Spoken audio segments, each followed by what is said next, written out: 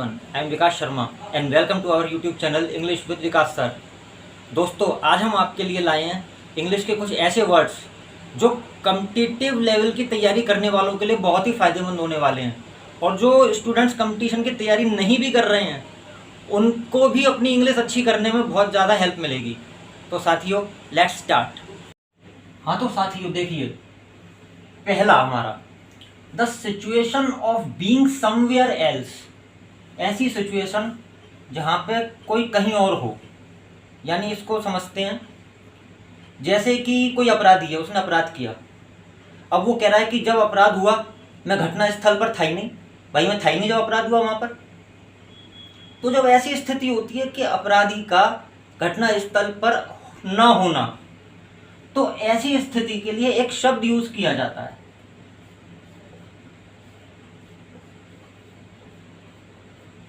एलिबाय। अगर मैं कहूं आई हैव ए स्ट्रॉन्ग एलिबाय, इसका मतलब कि मेरे पास स्ट्रॉन्ग सबूत हैं कि जब कोई अपराध हुआ मैं उस समय घटना स्थल पर नहीं था। तो हमारा पहला शब्द हुआ एलिबाय। दूसरा देखिए साथियों, सेरिमोनियल वॉशिंग। वॉशिंग माने धोना, नहाना धोना, लेकिन सेरिमोनियल वॉशिंग किसी धार्मिक कार्य के लिए नहाना धोना। इसके लिए शब्द यूज होता है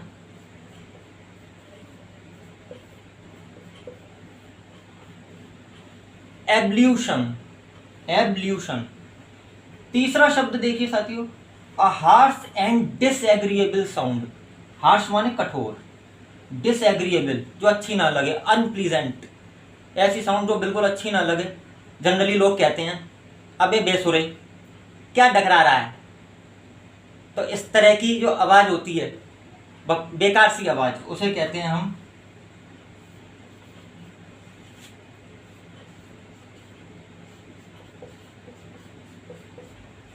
cacophony. He has a cacophony, it means उसकी आवाज़ बहुत बेकार है। अगला देखिए, a bunch of fragrant flowers. वैसे अ बंच ऑफ फ्लावर्स हम जनरली कह देते हैं बुके, भैया गुलदस्ता। लेकिन गुलदस्ते में ज़रूरी नहीं है कि हर फूल में खुशबू आ ही रही हो, लेकिन ऐसे फूलों का गुलदस्ता जिसमें खुशबू ही आए उसको बोलते हैं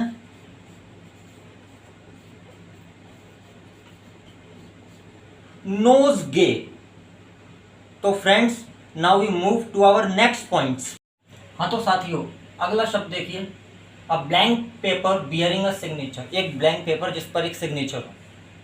पेपर बिल्कुल ब्लैंक है और उस पर सिग्नेचर है। तो इस तरह के जो पेपर होता है उसको हम जनरली एक वर्ड देते हैं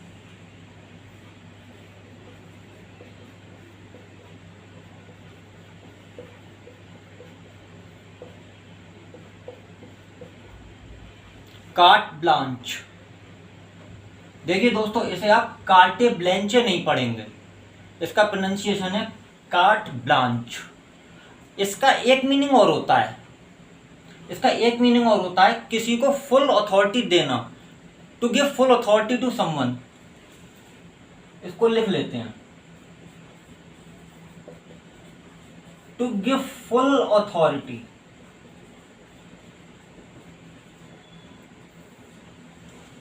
किसी को पूर्ण अधिकार दे देना, उसके लिए भी यूज किया जाता है कार्ट ब्लांच। नेक्स्ट मीनिंग देखिए, अ ब्रिलियंट और हाईली सक्सेसफुल यंग पर्सन। कोई बहुत ही होशियार, कोई बहुत ही सफल एक यंग पर्सन हो, यंग मैन हो, यंग विमेन हो, कहते हैं डैशिंग मैन, एकदम डैशिंग टाइप का, स्मार्ट, ब्रिलियंट, टैलेंटेड पर्सन। उसके लिए एक वर्ड यूज होता है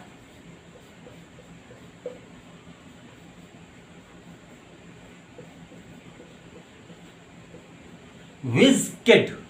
whiz kid, he is a whiz kid, वो बहुत स्मार्ट है, टैलेंटेड है।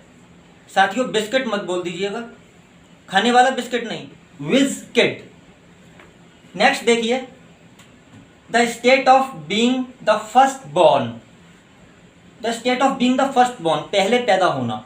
या पहले पैदा होने से मतलब क्या है, जैसे पुराने जमाने में हुआ करता था, राजा महाराजाओं के जमाने में, जो बच्चा पहले पैदा होगा वही राजा का उत्तराधिकारी बनेगा। सबसे बड़ा बेटा उत्तराधिकारी। तो इस तरह की जो व्यवस्था होती थी उसके लिए एक नाम दिया गया है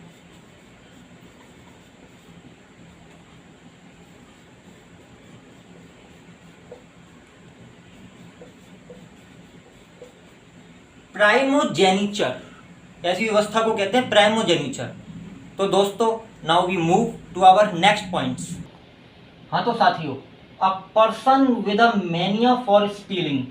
मैनिया का मतलब पागलपन, एकदम से सनक आ जाना, सनक सवार हो जाना। अ person with a mania for stealing, जिसको चोरी करने की सनक सवार हो जाए, तो इस तरह की स्थिति को बोलते हैं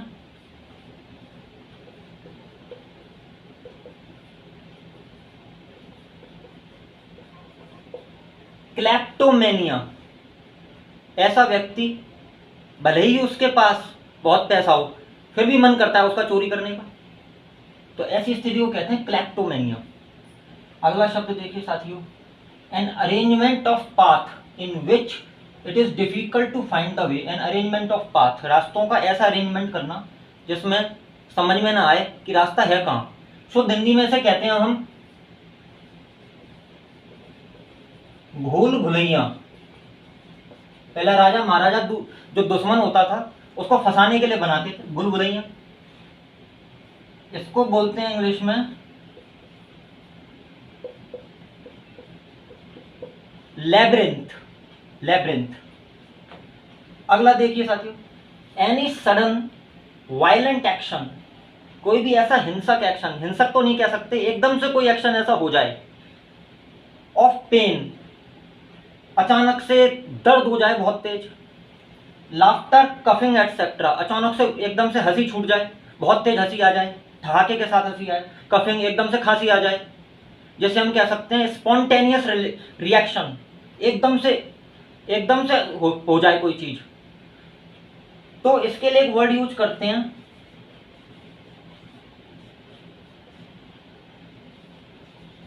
पैरोक्सिज्म। ही सफरिंग फ्रॉम पैरोक्सिज्म। इसका मतलब उसे अचानक से कुछ भी हो जाता है, एकदम से पता नहीं क्या हो जाता है। तो साथियों, आज के लिए इतना ही। लेकिन यदि आपको चाहिए इंग्लिश का खजाना तो लाइक, सब्सक्राइब और शेयर करके ही जाना। Thank you.